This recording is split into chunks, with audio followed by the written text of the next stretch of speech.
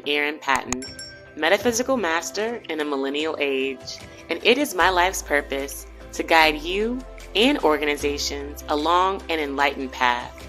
So I invite you to sit comfortably and tune in as I welcome you to the Meta Business Millennial, where we get the real conversations you won't get in the boardroom so that we understand this is exactly the path we need to be on in order to grow, evolve, and thrive.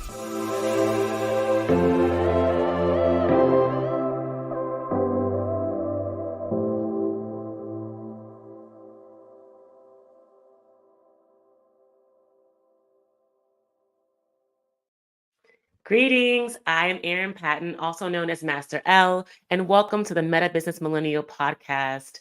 And it is April 1st and the middle of a very intense eclipse season. And I just couldn't be happier to join all of you today in what will be an amazing channel, an amazing cast today. And if you haven't already, I highly encourage you to subscribe to my channel at I am Erin Patten. Definitely follow us across social media platforms. And the Meta Business Millennial podcast also has its own platform, so check us out there. And if you feel so called, definitely like and share this video with friends because this message needs to be heard, okay? And I'm just, again, honored to be here with you and talking about today's topic, which I was inspired to talk about because the Matrix is such like a hallmark, if you will, blockbuster for so many people, especially folks that are on a spiritual path, are really interested in sort of conspiracy theories or interested in things that aren't readily seen. And so why not talk about how we feel connected to the Matrix? I know if I felt this, many of you have felt this. Like, am I like Neo? Like, am I the one that's supposed to be like saving the world? Likely, yes. If you have that sense, if you have that feeling in your being, then it comes from a real place. You know, this movie, I like to say, I heard this before from one of my teachers that The Matrix is like a documentary of the universe or a documentary of our world. And in many ways, it is. You know, we are all on this journey, you know, from God, from Source, in many different realms and realities, but particularly in this reality. And it can get confusing like, what's real, what's fake? And I believe that that was an aspect of the Matrix that really shocked so many people, is that like how the world could just literally vanish or be created instantaneously. And what that speaks to is our abilities as creator beings, as awakened beings, to really shift our own, have the ability to shift our own realities. And I say realities because we're co-creating multiple realities with God, with spirit guides, with the invisible realm, the metaphysical realm, if you will, at all times, whether we're consciously aware of it or we're not consciously aware of it. So I want us to be really, really conscious, as much as possible conscious. This is why I did the post yesterday. And thank you for those that shared the post, engaged with the post, and liked the post yesterday. Yesterday was Easter, and I posted about Christ consciousness. And Christ consciousness is unique in that we're very familiar with Jesus Christ. Of course, Easter Sunday is the day in which Jesus rose from the dead. And in many ways, the Bible, the biblical stories are metaphysical and metaphorical narratives. And so by Jesus rising from the dead, it really signals to us the ability for us as human beings to rise into our divine form, which is essentially what Jesus did on Easter. He literally came back from the dead in his divine incarnate form. And because he was able to do that as a divine being, the body was able to be restored completely to its full state. You know, we have the ability to do that as very heightened, conscious Christ consciousness beings. And so the reason why I posted that yesterday was to remind folks on Easter Sunday what Jesus really represents. And this is not at all kind of a religious conversation in a sense, as it is more, to me, truth, you know, and Christ consciousness and what it means to be an enlightened being in this day and time. And that's exactly what Jesus came to do. And so, you know, thank you to all of you who engaged with that post yesterday on Christ consciousness and what we as leaders who are also feeling aligned to Neo, who the one, was also kind of portrayed as this Christ-like figure in the Matrix. And Morpheus predicted him to be the one who would come and save the humans from the machines. And as we continue on, though, in the Matrix series, eventually what happens, the machines and the humans have to work together and blend together and live harmoniously. And so for me, it really is a signal of where we are in this day and time. I've talked in the past about technology. I've talked in the past about machines and machine learning and AI and generative AI and what consciousness means in making sure that we stay ahead, if you will, of the trends or the fears or the things that will hold us back. So, kind of getting back to the Neo conversation and what you may feel, um, that feeling that you have essentially is a calling for greater purpose. And that's exactly what was happening with Neo. If y'all remember, like the first movie, he's like a computer programmer. He's living this kind of mundane life, and it was really feeling monotonous. Like he was like one of the best, hackers, I guess, or coders in the world, and he had these great, intellectual skills, but there was something more deeper that was lacking from his life and that was missing from his life.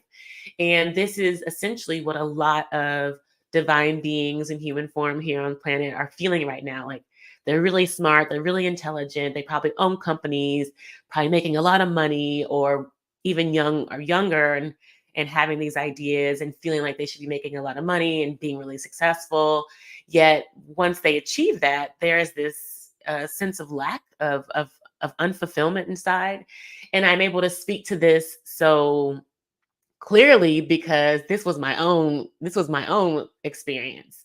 I myself was on this trajectory. I always talk about my Harvard journey. I worked so hard to go to honors school at University of Texas and go to New York and then go to school and get two masters from Harvard, not one but two, and graduating feeling so empty and almost like a robot, like trapped. And it's interesting because when I was graduating Harvard, one of our professors gave this really profound exit speech, if you will, a graduation lecture, and talked about, the golden handcuffs of when you kind of leave this institution, how in many ways you're paid well, you may get the accolades, the magazine covers, et cetera, et cetera, et cetera, but it feels like you're enslaved. And that's essentially kind of what we even see in the Matrix. Remember that part where Neo wakes up and he's in all that goo and he has to r- rip out the cord from his causal chakra, I believe that's what it is back there, from his neck, and or his emotional mind, and and kind of emerge as this new being. And so in this era of of the new age, in this era of being a leader, we really want to become more aware of how we're showing up. And are we showing up in a way that we're kind of sleeping, like we're not feeling that fulfillment, if you will, or do we want to show up as beings that are awakened, that are fully in our truth? And that's something that Neo had to cultivate. Remember, so he kind of woke up and he was kind of sick, like he had to eat that oatmeal and really kind of be retrained again, and relearn how to be a proper being, to be the master that he was, to like stop bullets and dodge bullets and recode systems in the entire universe, and visit the architect and the and the I'm forgetting her name, and the oracle. So there were steps that he had to go through. Obviously, it was a movie, so it went really fast. But this is essentially the journey that many of us are also walking. And it gets me excited because it's already played out for us. Like we can see it. And it happens with Trinity too. So it happens with man and woman. And there is, this, if you will, inspiration in the film, that though there is this kind of sacrifice, if you will, there is also this massive inheritance of wisdom, of intellect, of abilities that transcend any of the kind of material earthly pleasures. And I want to bring us to that because I've talked about this in other people's podcasts, and yet don't talk about it so much in my own podcast, yet more as directly. Yet there is this sense when you're going on a spiritual path, and I have talked about it in previous podcasts. Let me take that back. That being spiritual requires you to kind of give up the money, and that couldn't be anything more false than that idea, because there is this also miseducation in so many of our minds and hearts, starting oftentimes back in our childhood around money and its value around how other people perceive you, and how you even probably perceive others by their wealth and their value and their bank account, what they drive, how they dress. These are real concerns. So I invite you to really sit with your concerns around money. Um, when you're going on a spiritual path, do understand that the way the money journey looks is going to shift, and it's going to look differently for different people. Let's take it back to the Matrix. Remember when when Neo came into the headquarters for it was a Zion, is that what it's called? And everyone's wearing like these like very like nude, kind of like post apocalyptic units. And like Kanye really got inspired by this for his fashion line.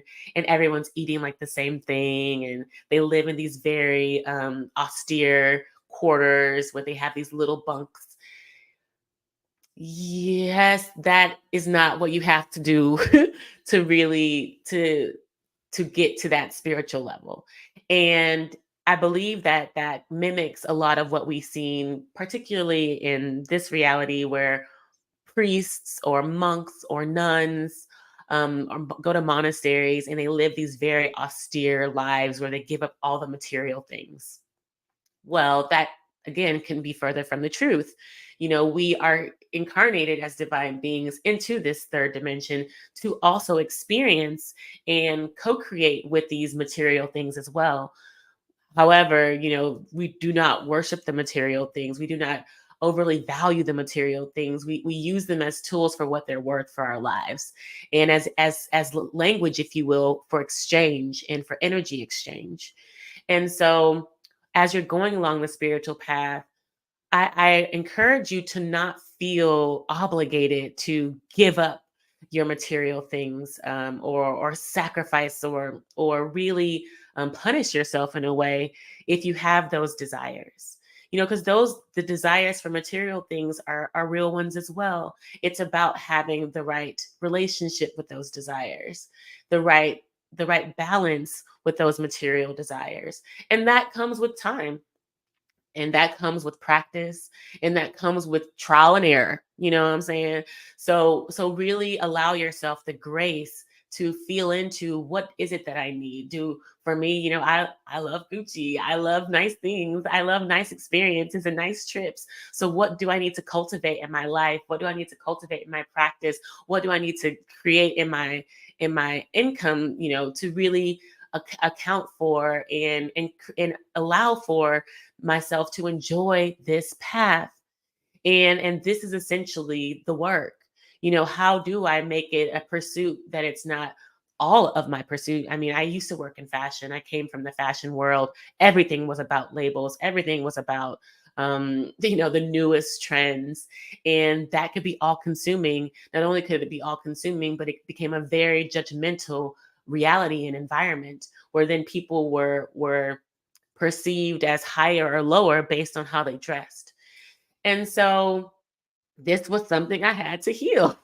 This was an aspect of my journey that I had to come into an alignment with. Okay, I really enjoy the expression of the designer clothing. I really enjoy the expression of these, these experiences, yet how do they fit into my life in a healthy way that's aligned with me? And that took years. I actually did go through that journey more like Neil, where I kind of gave up everything and I became super vegan, and I, didn't go out and I didn't drink and I didn't, and I really sacrificed a lot to really figure out kind of almost like an elimination diet. I did an elimination diet with my life. I just started eliminating all these things from my life until I realized and until I could invite back the things in a healthier, more balanced way. And so this part is the part of the movie that I think kind of scares people. They're like, "Oh, well, to be a savior, do I have to kind of live in such an austere and serious life?" Remember, even that's the way Neo talked. He was just so serious. And Trinity and Morpheus, and always wore sunglasses. They were very they were very serious. And I went through that journey too, coming into my leadership, taking everything seriously, making sure that things got done. That was a very kind of punishing way, if you will, of existing for me, because I grew up very, very playfully, and my just natural personality is just to smile and giggle and want to have fun. And these are also aspects as leaders that we have to start to understand and learn about ourselves. How do we want to show up? Are we really these serious, like, robotic type of beings? Or can we bring some playfulness to our meetings? Can we bring some playfulness to our conversations, to our emails, to our relationships, even? And that is a requirement in cultivating joy in your life, because play is sort of the precursor to that. And and now that I'm thinking about the Matrix, I really can't think of any moment where there was, okay, they might have had some dance parties and stuff kind of in future movies where they were kind of getting into more playfulness and sensuality and sexuality. And that's an aspect of it. Yet everything doesn't have to be sexual to enjoy it, or party style to enjoy either. So that also is a way in which we as adults and as leaders can start to expand our consciousness around what it means to have pleasure in our lives. And I feel like we get to a certain point where, to be honest, that's really where we feel like we derive most of our pleasures, through our sexual relationships, or through orgasmic experiences, or or it has to be like these expensive meals or things like that. And that couldn't be further from the truth. Again, like, we have to start to dig back into our inner selves, oftentimes our childhood selves, to see where were some of those playful aspects in our life. For me, going outside is like the ultimate playtime. Like, I love to be outside. I love to be around trees. I love to be in the grass. I love to be in water, beach, pool, get me in a spa, like anything water related. That's playtime for me. So as leaders too, even bath time is like playtime for me. And so we have to find these moments on a daily basis where we're cultivating and engaging in more play, and not at somebody else's expense either, because there's a lot of jokesters out there and a lot of sarcasm, and the jokes and the sarcasm actually take away from who we are, because sarcasm, again, is it's not truth. It's I'm being sarcastic. Then how do you really feel? So, we want to also be careful around the joking and stuff, because oftentimes we perceive that as play, when in reality it's still a different type of mask. So, again, finding ways to play, to cultivate that playfulness, that pleasure in your life, is critical in really coming into that Christ consciousness, coming into that neo matrix like consciousness as leader. And kind of moving forward, kind of into the aspects of skill development. One thing about Neo that was just, I felt like was so amazing, was his ability to kind of dodge the bullets. And this is the gift aspect of, as you are ascending in your leadership, as you're learning who you are, as you're cultivating those skills and deeply integrating them into your practice, your daily practice, then your gifts start to appear. And they look different for everyone, just like your fingerprints. Our gifts are unique to us. And speaking of my gifts in particular, I mean, certainly psychic abilities, certainly abilities to bend time, and that's it's what I have to bring. That's why I'm a meta business millennial. Is like people have goals, they want to reach those goals. I accelerate the path to getting to those goals more quickly, and that's my gift. And so for you as a leader, it's really incumbent upon you to really start to sit with yourself, sit with source, sit with your spirit guides, sit with whatever energies you feel like get you to that higher state, and start to ask yourself, what are my gifts, what do I really enjoy doing, and then watch as that starts to unfold and unlock for you. Just like Neo, like, remember when we were all like, I can still remember. I feel the sensation of watching that movie and seeing those bullets drop, and then watching him just like hoo, like Tai Chi, those bullets. And then when he did the back bend, we lost our minds. So I feel like this is an aspect of the matrix that we really are drawn to, is the superpower element. And this is why Hollywood does so well, is because it's about the superhero. And we, as divine beings in human form, absolutely have these superhuman abilities. We see it played out all the time. People picking up cars and doing amazing feats. Yet we also can do it consciously, not just in fight or flight situations. And so the key to being able to consciously manifest, if you will, your gifts or utilize these gifts is by sitting with yourself, getting to know yourself, and activating those gifts from within. Knowing what it is that you care deeply about, knowing what it is that you want to affect in the world and how you want to do it. And then those gifts start to unfold. And if you find that you may feel blocked in this, or like, I feel like I'm special, but you really can't wrap your head around these gifts, then I highly encourage you to start utilizing affirmations around it. And this is something that I've even started to encourage my own personal organizational team to do, as it relates to aspects in their lives that they want to cultivate and grow. And if there's something particularly in your life that you want to see happen and manifest in a gift capacity, start speaking it over yourself until you can actually feel it.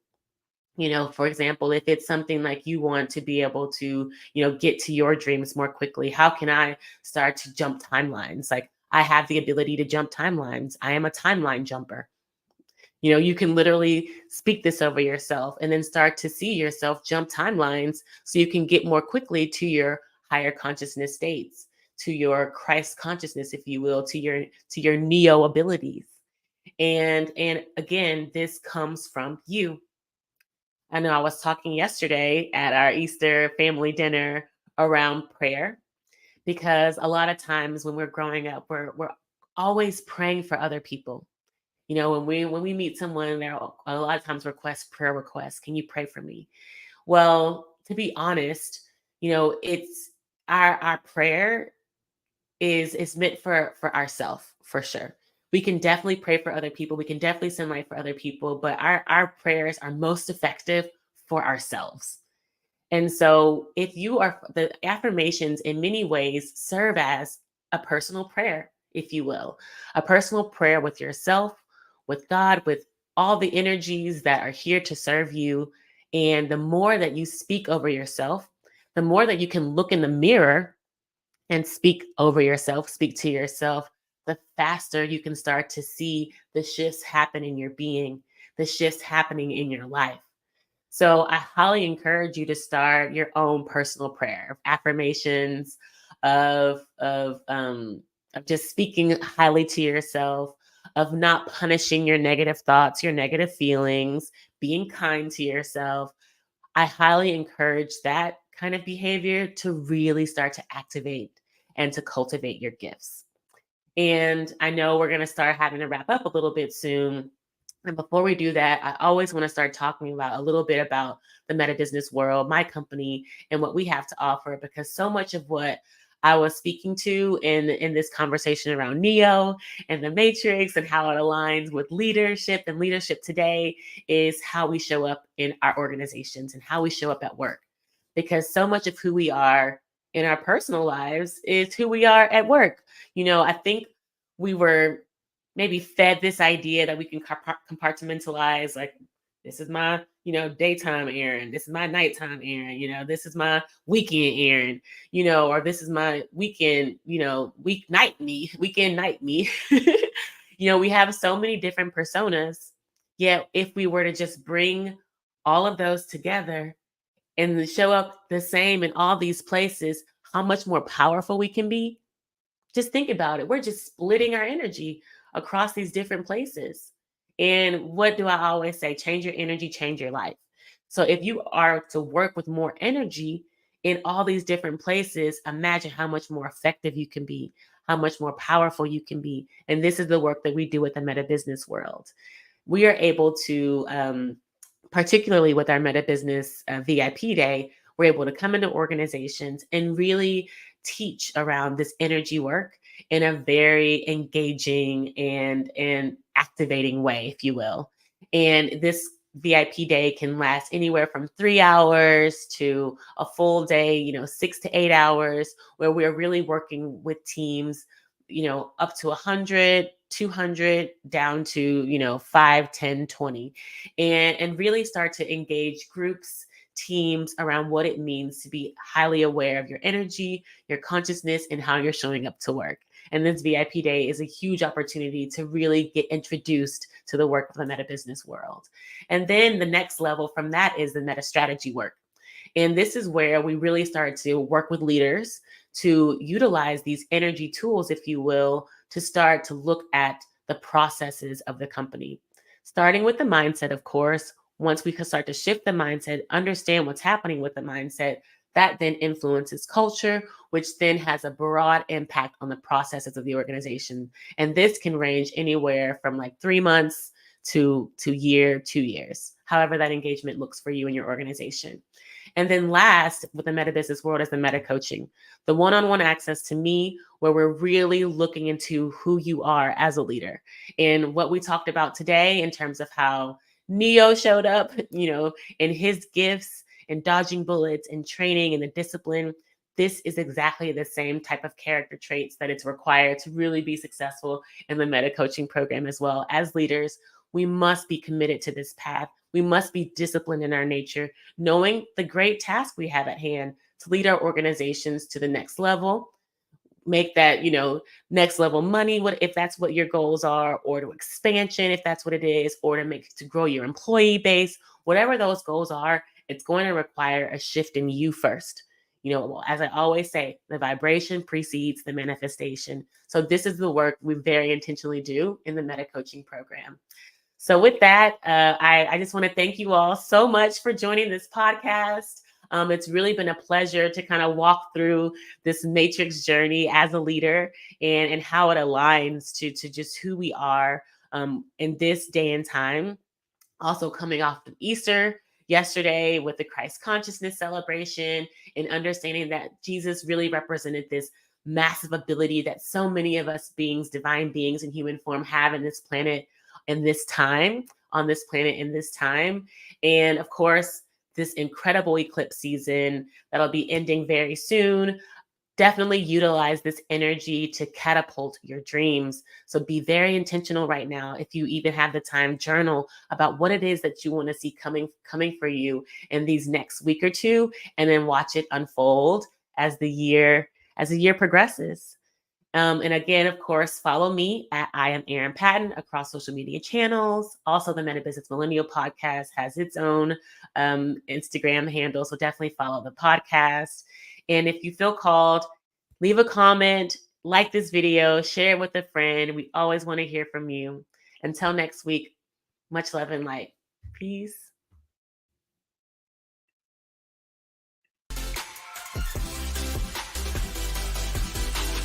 Did you really love this episode of the Meta Business Millennial podcast? Well, I am honored, and I appreciate you subscribing, leaving a review, and sharing it with your friends. because your feedback allows us to co-create more enlightened conversations. And if you're interested in growing your soul now, head over to my website, erinpatten.com, to find all the show notes, links, and free resources to get your energy activated today. In the meantime, stay bright, my friends. Much love and light. Peace.